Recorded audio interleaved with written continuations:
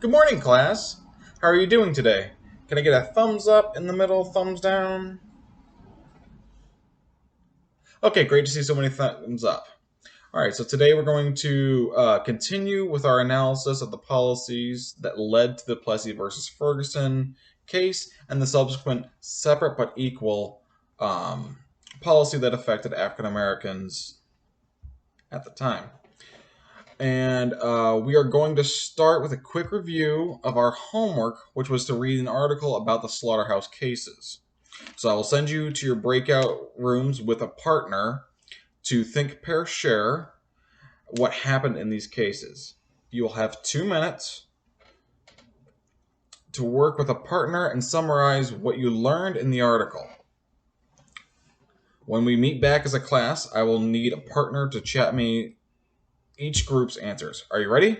Go! All right, good to see that everyone's back. I can see that Adeline has what I'm looking for from what I can see. Yes, yeah. And so Adeline says that the butchers in New Orleans who polluted the city water with trash from the animals were mad that they would have a shared slaughterhouse owned by the city and not their own place. That's very good. It just has the information that led to the lawsuit. It doesn't have a lot of the lawsuit information or the Supreme Court decision, but that's a very good start. Now, can anyone add more to it so that we can get the full picture of our review? Okay, it looks like Elijah's chatting now, and he put that the butchers sued for the rights to due process and equal protection under the 14th Amendment, along with the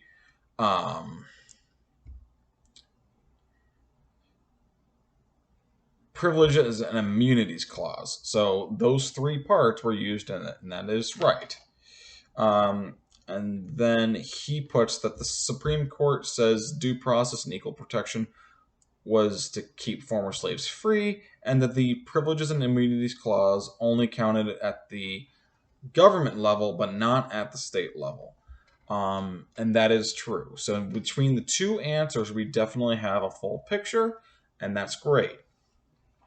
Wonderful job to both Adeline and Elijah. And just like those two answers, this class did a great job summarizing the article. I saw several people had the information I looked for. I just wanted to choose one or two different people that had it. And so for today's lesson, students will be able to analyze the slaughterhouse cases that played a role in the Plessy versus Ferguson case, and discuss and comprehend the impact that the cases played on African American rights. And now I'm going to have you go into your Group A group breakout rooms, and as a group, answer these questions that are on the screen and also on Canvas. Number 1, how did the local government in New Orleans affect the butchers' 14th Amendment rights? Question 2, although this case did not involve people of color, how did the actual verdict affect people of color?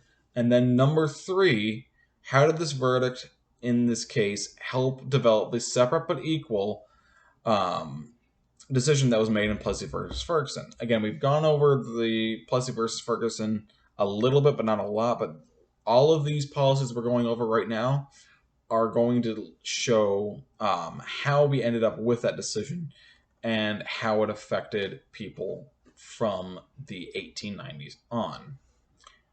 And so I want to see you guys in your groups working, and I want you to see you're doing your best. I'm going to go in and see if you guys are working, if you need any help, but I will be checking in, and I do want to see you guys are doing your best. I'm going to choose 2 groups in the end to answer when you guys come back from your breakout rooms. And so at this time, each student knows who's in their A, B, and C groups. They've been doing it this entire year. And Group A is set up specifically to help each student do the best they can in their class. So if there's something that they should be doing group work on and they will need more support, I'll usually go with Group A. And Um, for Group A, I have Elijah, Jaden, Alexis, and Matthew in a group. Ariana, Luther, Blaze, and Garen together. Brianna, Sarah, Kylie, and Zavon together. Cohen, Alicia, Adeline, and Josephina. And then the last two groups only have three, and it's Micah, Levi, and Gage. And then lastly, Braylon, David, and Mason. Okay. And I'm going to go back to as if it was real. Great to see everyone again. Groups 1 and 3, can someone from each group either chat their answers or unmute to tell us what their answers were? Okay. It looks like I'm seeing in the chat that Alexis is answering for group 1, and Alexis chats that the butcher's rights under the 14th Amendment are due process, equal protection, and the privileges or immunities clause. So that's the answer for the first one, and that's right. Alexis put that the decision destroys the privileges or immunities clause, which allowed for many civil rights given to African Americans to be taken away. That's also very correct. And then this group's answer to question 3 is that the case allowed for the states to take away the civil rights that are supposed to be theirs, and these rights are theirs at the national level or in some states, depending on the politics.